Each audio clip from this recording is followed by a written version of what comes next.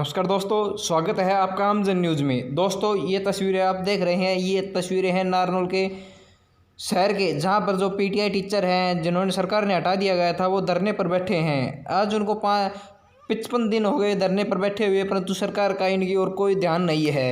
दोस्तों, आज अब से ये भूख हड़ताल पर बैठे हुए हैं, परंतु सरकार का कोई ध्यान नहीं है। जब हमारे संवाददाता पवन रॉयल वहाँ पहुँचे तो उन्होंने सुनिए किस प्रकार से अपने दुख पीड़ा मीडिया के सामने व्यक्त किए।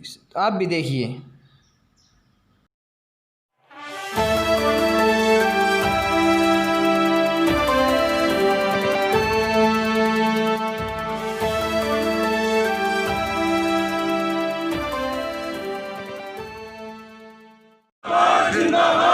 सरकार मुर्दाबाद मुर्दाबाद मुर्दाबाद, कट्टर पट्टर मुर्दाबाद मुर्दाबाद मुर्दाबाद, लुट्टू टाड़ा हो बर्बाद हो बर्बाद हो बर्बाद, लुट्टू टाड़ा हो बर्बाद हो बर्बाद हो बर्बाद, इंकलाब जिंदाबाद जिंदाबाद जिंदाबाद, सरकार मुर्दाबाद मुर्दाबाद मुर्दाबाद, हमारी नौकरी वापस करो वापस करो वापस करो, निर्दोष पीटीआई को बहाल करो बहाल करो बहाल करो, निर्दोष पीटीआई को बहाल करो बहाल करो बहाल करो।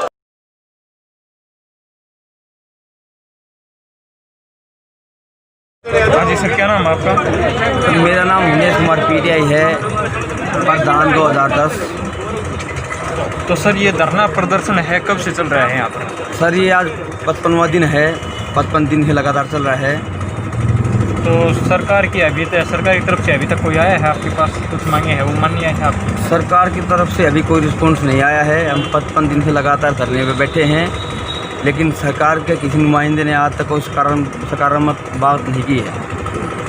तो क्या बात है, सरकार बात सुन क्यों नहीं रही? 55 दिन है, काफ़ी ज़्यादा हो जाते हैं वैसे देखें तो, पर अभी तक कोई सुनवाई नहीं है। मैं आपको बताना चाहता हूँ, अब सरकार ने माननीय सर्वोच्च न्यायालय में गलत तथ्य पेश किए। जो वैकेंसी थी वो दर्शाई नहीं गई, उन्होंने झूठा एफिडेविट दिया। उस एफिडेविट की वजह से कोर्ट की मंशा थी कि जो अनसलेक्टेड कैंडिडेट 68 उनको एडजस्ट करने की, लेकिन उन्होंने तथ्य थे वो गलत पेश किए। गलत तथ्य पेश करने की वजह से ऐसा हमारा ये फैसला आया। और इसे माननीय सर्वोच्च न्यायालय की आड़ में सरकार ने 1983 पीटीआई के साथ बहुत अन्याय किया है। इस कोरोना महामारी में कोर्ट ने कहा था कि 5 महीने बाद, कोरोना महामारी के 5 महीने बाद आप नई भर्ती करो। इन्होंने उससे पहले ही 1 जून को हमें रिलीव कर दिया गया। सुप्रीम कोर्ट की आड़ लेके इन्होंने हमारे साथ घोर अन्याय किया है। उसके बाद हम लगातार धरने पे बैठे हैं, लेकिन सरकार के किसी नुमाइंदे ने आके हमारी सूझ नहीं ली है। और हम इस प्रेस के माध्यम से बताना चाहते हैं, जब तक हमारे शरीर में खून का एक एक कतरा, जब तक हम संघर्ष करेंगे, लड़ेंगे और अपनी मंजिल पाके रहेंगे, और हम सरकार के साथ आर पार की लड़ाई लड़ेंगे। हम आगे की रणनीति तैयार कर रहे हैं। 55 दिन से कोई भी एमएलए, कोई भी एमपी, हम उनके दरबार पे 10 बार गए, 20 बार गए, 15 बार गए, अपनी गुहार लगा रहे हैं, लेकिन किसी भी एक नुमाइंदे ने हमारे साथ सकारात्मक बात नहीं की है। तो आगे की क्या रणनीति रहेगी? जैसे कि आप बता रहे हैं, हम आगे की रणनीति तय करेंगे, आगे क्या रणनीति रहेगी? अभी तो ऑल हरियाणा में सभी 1983 पीटीआई ने जो 23 तारीख का टेस्ट है हमारा, उसका हमने बाइकाट किया है, विरोध किया है, क्योंकि हम तो पहले ही प्रॉपर चैनल से गए तो हम टेस्ट क्यों देंगे। तो सभी 1983 पीटीआई ने फैसला लिया है कि हम टेस्ट नहीं देंगे। उसके बाद हमें हर एक सरकार के नुमाइंदे को, चाहे बीजेपी के नुमाइंदे हैं चाहे जेजेपी के, हम उनके साथ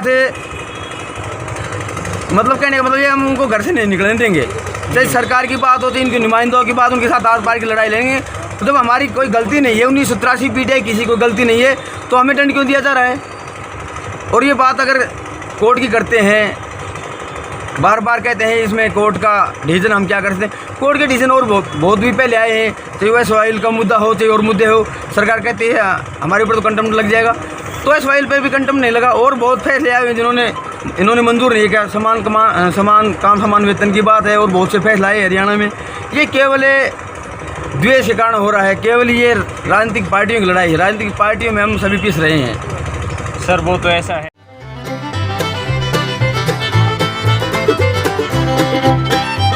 जो पार्टी आती है वो अपने अपने तरीके से राजनीति करती है, अलग अलग तरीके से, चाहे वो कोई भी सरकार हो। जी वो SYL का मुद्दा है, इन्होंने कोर्ट के ऊपर छोड़ दिया कि कोर्ट के ऊपर रहेगा। कोर्ट जो फैसला करे वो हमें मंजूर है। अब आप वाला मैटर शायद कोर्ट के अंदर है कि कोर्ट जैसा करेगा वैसा ही होगा। अभी हमने कोर्ट में रिव्यू लगा रखी है, कम से कम सरकार उस रिव्यू का तो इंतज़ार करे। वो भाई रिव्यू 1 महीने उठती है, 2 महीने उठती है, 6 महीने उठती है, जब तक तो इंतज़ार करे। ये तो अन्याय कर रही है जानबूझ के। इन्होंने डेट दिया, आप बताओ इस कोरोना महामारी में जब देश में सभी पेपर कैंसिल हो गए तो हमारे पेपर कैसे लेंगे? हालांकि हमें तो पेपर देना ही नहीं है, 1983 पीरियड कोई पेपर नहीं देना। हम तो आर पार के मूड में हैं, हम अपना हक है वो लेकर रहेंगे।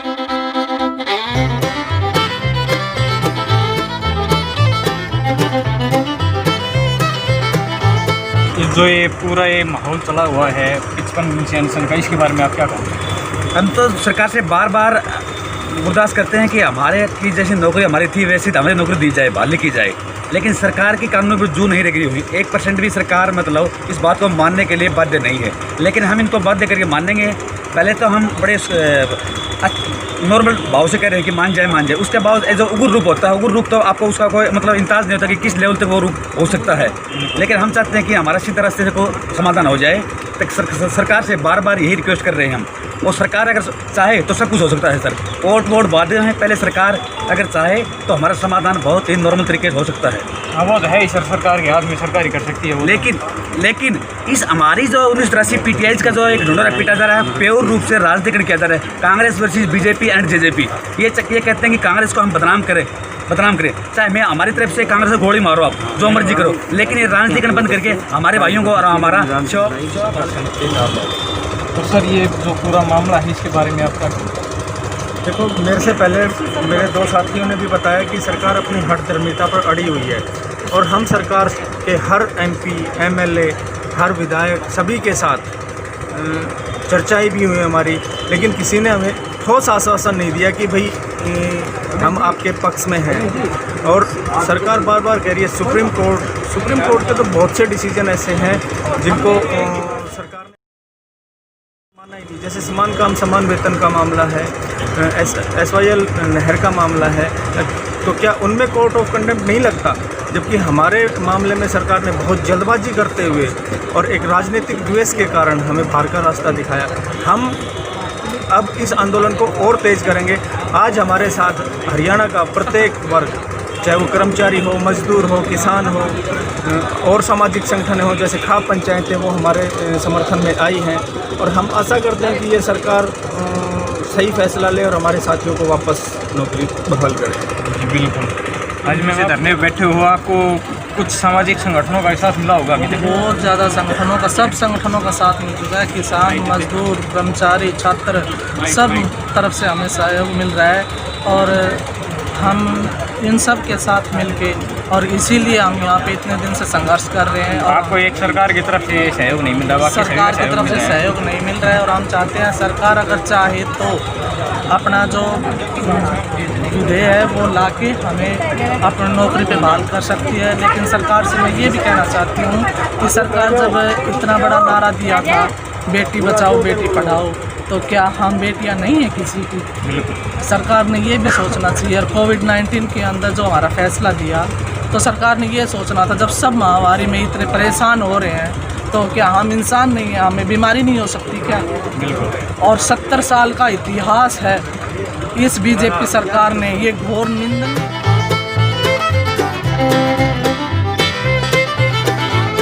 है जो 1983 परिवारों के पेट पे लात मारी है।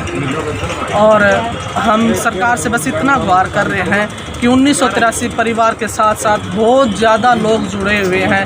अगर आगे इन्होंने अपना ये काम अच्छा किया तो आगे हम इनके साथ हैं, अन्यथा बड़ौदा चुनाव में हम इनकी इतनी कड़ी हार दिखाएंगे कि ये कभी भी संभलने के लायक नहीं रहेंगे, हरियाणा में आने का नाम नहीं लेंगे।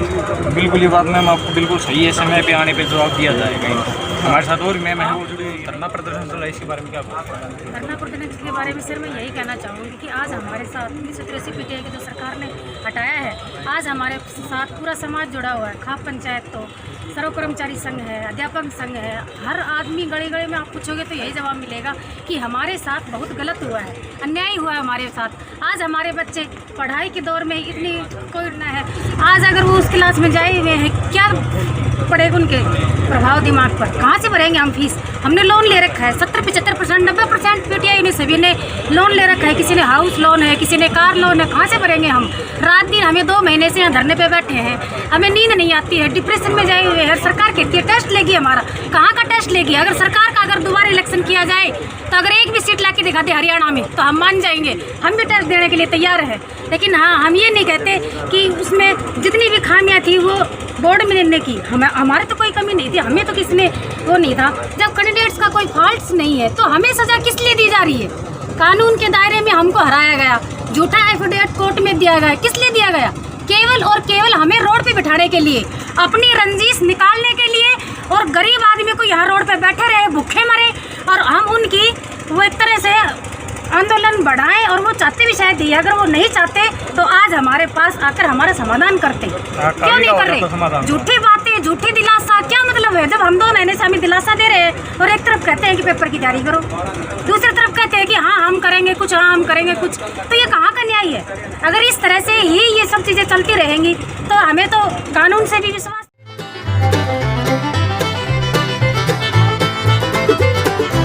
इस गंदी भ्रष्टाचार सरकार से भी नहीं है। ये कभी भी 7 पीढ़ी में, मैं तो कहती हूँ, कभी नहीं आएगी।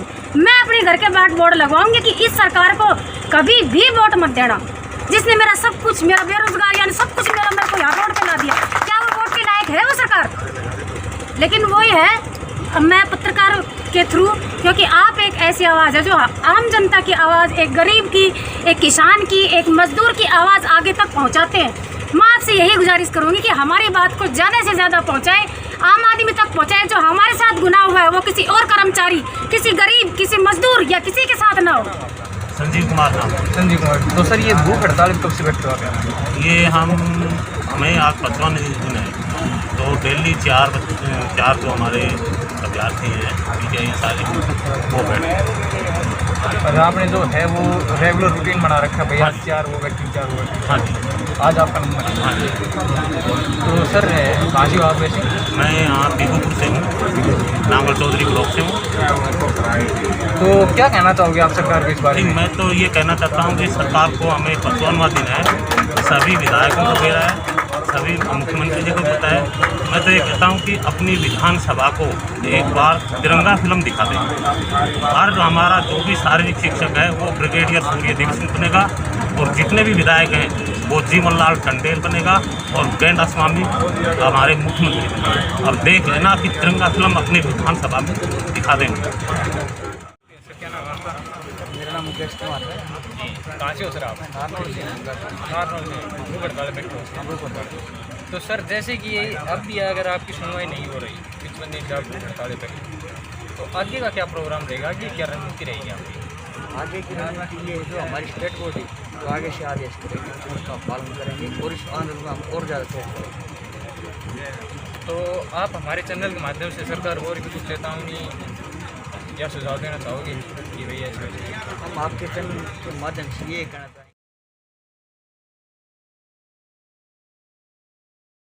सरकार जो 1983 के इनको जल्दी से जल्दी बाहर पास करे, जिस कारण से इनके परिवारों के अंदर चूल्हा जल सके। जो बच्चे इनके अंदर भूखे बैठे हुए हैं, जो मकानों में किस्त वो नहीं भर पा रहे हैं, जिस कारण से बैंकों से बार बार हमारे पास फ़ोन आ रहे हैं, मैसेज आ रहे हैं, बच्चों की फीस नहीं भरी जा रही है, जिस कारण से पूरे परिवार के अंदर दहशत का माहौल है।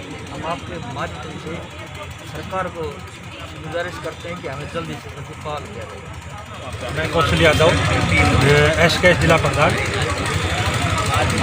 सरोकार संघ अध्यापक संघ। PTM का समर्थन है, और जब तक PTM को नौकरी से बहाल नहीं किया जाएगा तब तक हमारा समर्थन जारी रहेगा।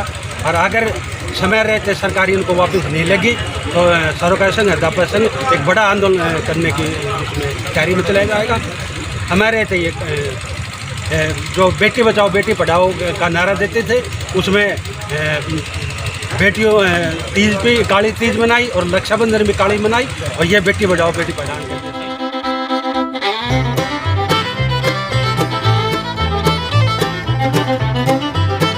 यहाँ एक आपसे सवाल पूछूँगा, जैसे सरकार कहती है बेटी बचाओ बेटी पढ़ाओ, इनको कहीं बहाल का ये अपनी नौकरी से हटा के सरकार कहीं ना कहीं इनका अपमान तो नहीं कर रही? एक तरफ तो नारा देती है बेटी बचाओ बेटी पढ़ाओ का, ये- एक तरफ इनका अपमान कर रही ये है। अपमान रक्षाबंधन भी है, तीज भी थी, आपने बताया काली तीज मनाई, रक्षाबंधन मनाते, कहीं ना कहीं अपमान नहीं है ये इनका। अपमान करिए सरकार ये कि नारा देकर बेटियों के साथ घोर अन्याय कर रही है। इनका करनी और कसनी में बहुत अंतर है। महेंद्र कुमार भोज, सर्व कर्मचारी संघ का राज्य सचिव। सर्व कर्मचारी संघ हर एक लड़ने वाले के साथ रहता है जी। हमें ये नहीं लगा केंद्र सरकार और राज्य सरकार जिस प्रकार की बात करती है इस महामारी को लेकर, कि जिस प्रकार केंद्र सरकार ने कहा था कोई भी प्राइवेट सेक्टर से किसी मजदूर को कर्मचारी को ना काटा जाए, इसी प्रकार से ही खट्टर सरकार ने कहा था कि भाई किसी कर्मचारी को किसी मजदूर को प्राइवेट सेक्टर से ना काटा जाए इस महामारी को देखते हो। मगर राज्य सरकार ने जो घिनौना अपराध किया है, सर्व कर्मचारी संघ इसका कड़ी निंदा करता है और विरोध करता है और सरकार से ये मांग भी करता है कि इन कर्मचारियों को पुनः कोर्ट में जो आदेश आए हैं वो कोर्ट के इस प्रकार के आदेश नहीं थे कि इनको नौकरियों से बाहर किया जाए। कोर्ट की प्रतिक्रिया ये थी कि भाई 5 महीने में ये प्रतिक्रिया पूरी की जाए, जबकि हटाने का कोई ऐसा प्रावधान नहीं था उन्होंने कोर्ट का। कारण क्या रहा इनको हटाने का? कुछ तो कारण ना रहा होगा। मेन कारण क्या है इनको हटाने का? भाई मेन कारण कर दिया सरकार, दोबारा ये कहती है हम आपका पेपर लेंगे, क्या कारण क्या है? सरकार जिस प्रकार से पेपर लेने की कह रही है ये राजनीतिक, जैसे मान लो अब तो इन जो सरकार की नीयत है उससे तो हमें ये लगता है कि आने वाले समय में तमाम आम जनता के लिए भी है ये जो मैं बोल रहा हूँ, और तमाम मतलब एक अवाम के लिए भी ये खबर है कि इस प्रकार से तो 5 साल का यही कर्मचारी मजदूर रह जाएगा। जो सरकार आएगी, कोई किसी सरकार में लगता है, कोई किसी सरकार में लगता है, तो ये इसका मतलब ये थोड़ी कि कर्मचारियों को किसी सरकार का है।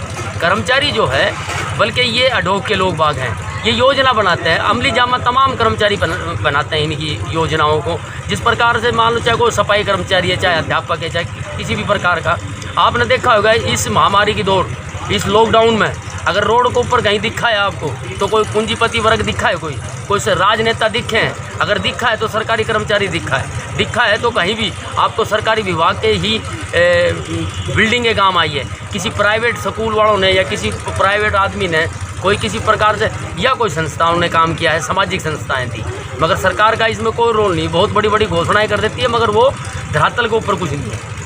हवाई फायर है एक किस्म के, वो हवा में बातें करते हैं भाई हम ये करते हैं वो करते हैं। सर जैसे कि मैं आपसे आगे पूछना चाहूँगा, एक तो कोरोना काल चला हुआ है काफ़ी दिन से, एक इनके ऊपर दूसरी मुसीबत ये दे दी कि भैया आपको हटा दिया गया है, तो ऐसे में गुजारा कैसे करेंगे? मेरी यहाँ टीचरों से बातचीत हो गई तो वो बता रहे थे हमने EMI ले रखी है, बैंक से लोन ले रखा है, हम EMI कैसे भरेंगे?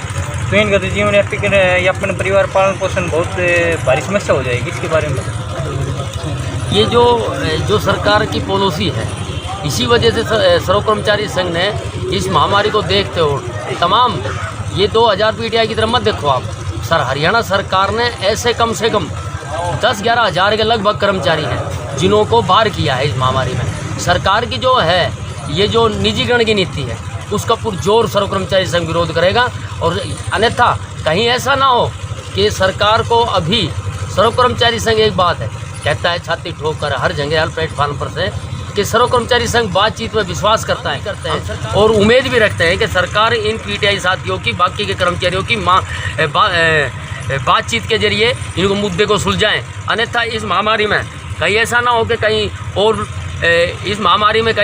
कि कहीं और महकमे भी बंद रोड को ऊपर आ जाएं, जिसकी जिम्मेदारी सरकार की हो।